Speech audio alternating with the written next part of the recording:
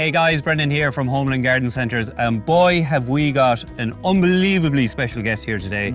None other than one of the most famous garden designers and very famous BBC presenter, Diarmuid Gavin, is here with us today. So great to be here, great to be at Homeland. Is it Homeland Plus? Homeland Plus Westport. And the plus is the garden centre. No, the plus is you. Just me. I'm the plus. Today anyways, I'm the plus. Well, you're a very tall plus. Thank you, Diarmuid. Thank you. It's wonderful to be here, and we're standing in it's kind of midway between a greenhouse and a polytunnel, yes. I suppose. Officially a polytunnel. It's absolutely wonderful, isn't it? They're made from these really tough, sturdy polycarbonate, and we need it here today. We're in Westport. It is extremely blustery, extremely windy. So this is our classic model with a nice curve on it. Really important for the windy weather. It's very rigid and very tough. So a structure like this will last in rural Ireland in more exposed places.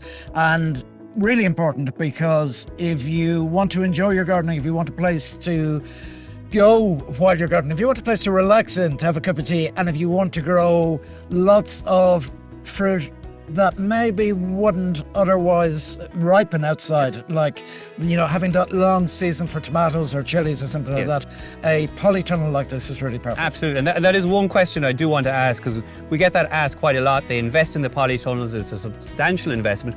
What can I grow in it? And especially this time of year, what would I be sowing in the tunnel? I think the way to answer that is, what can't you grow?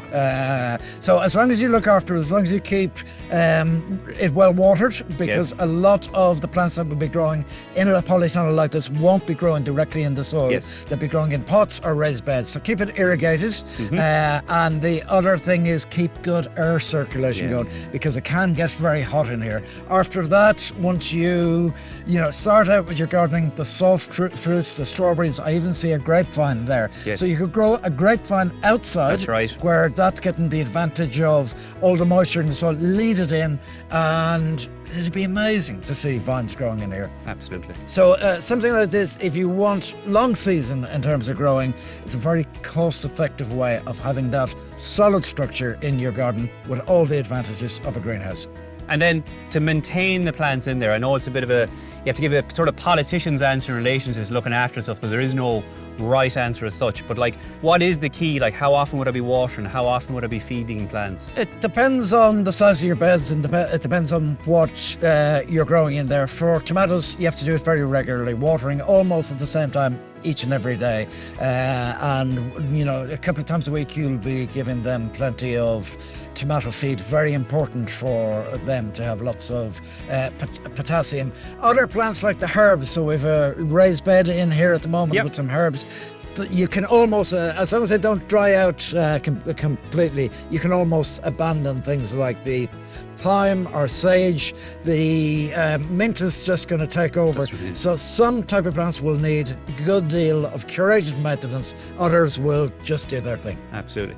And I always say one of the most important things actually having something like a polytunnel is a nice chair. Absolutely. Because if you do nothing else to sit down, it's a reason to come out, to get your little bit of headspace, just to relax. It can be pelting down rain. Well, that's and it actually doesn't matter. An hour ago we had hailstones here, and you wouldn't believe it when you're looking at the sunshine now. So it saves you going into the house. Just go into the polytunnel, put on the radio, relax with a cup of tea. You're still out in the garden environment, enjoying it. Brilliant, brilliant. I have one last question. It was one of our questions in from Facebook. Can you grow potatoes in a tunnel like this? Yeah, absolutely. No problem at all.